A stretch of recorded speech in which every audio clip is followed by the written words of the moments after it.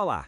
Hoje a gente vai mergulhar na história de um dos movimentos sociais negros mais importantes do século XX aqui no Brasil, a Frente Negra Brasileira.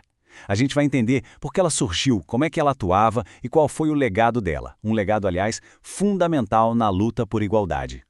E para a gente começar, tem uma pergunta que está no centro de toda essa história. Pensa comigo. A escravidão acabou oficialmente em 1888, não é mesmo?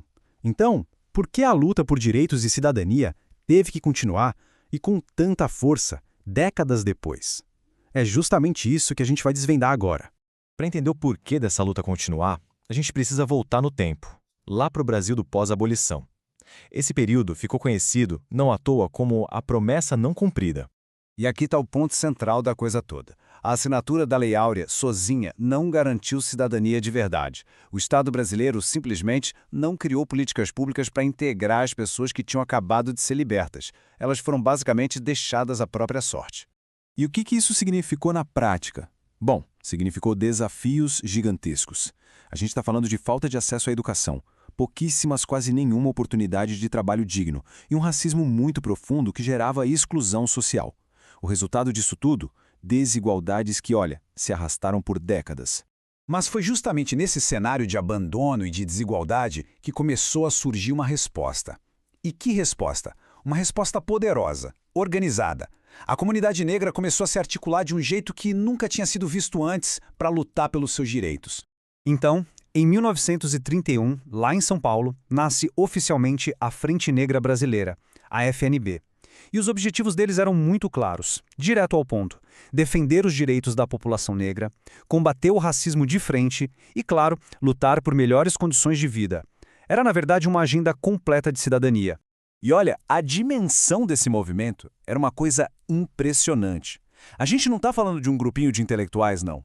A FNB conseguiu mobilizar milhares de pessoas. Ela deu voz e uniu uma parte enorme da população negra em volta de um projeto político e social comum. Era algo realmente grande. Tá, mas como é que eles faziam isso na prática? A FNB não era um movimento de uma causa só, de jeito nenhum.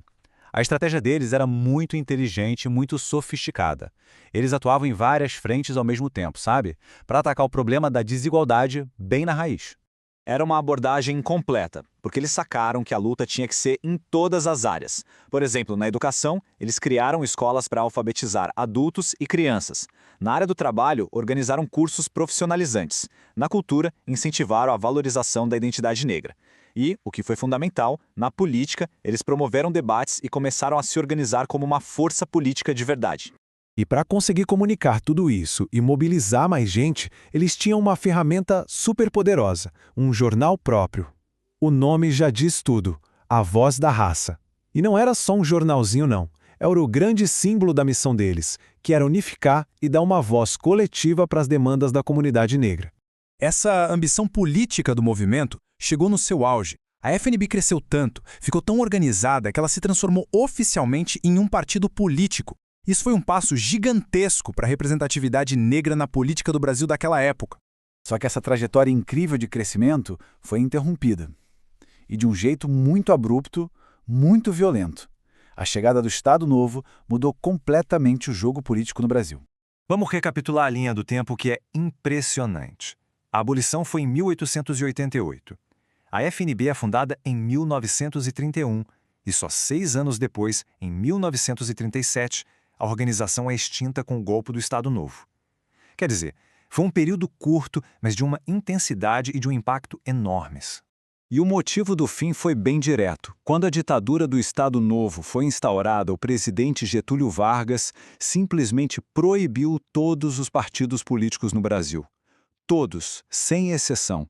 E como a Frente Negra Brasileira tinha virado um partido, ela também foi declarada ilegal e obrigada a fechar as portas.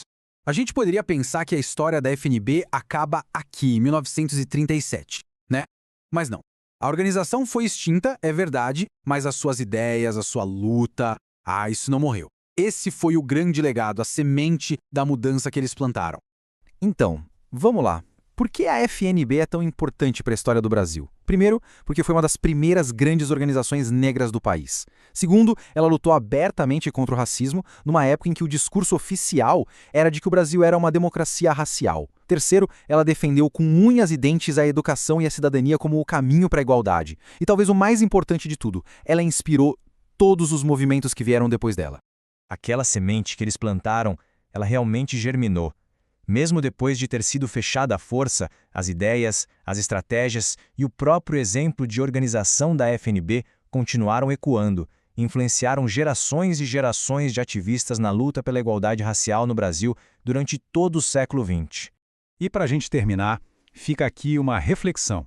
O que é a história da Frente Negra Brasileira, essa história de ascensão, de luta por direitos básicos e de um fim tão abrupto, o que tudo isso nos ensina sobre a sociedade brasileira, não só a do passado, mas a de hoje também? Olá!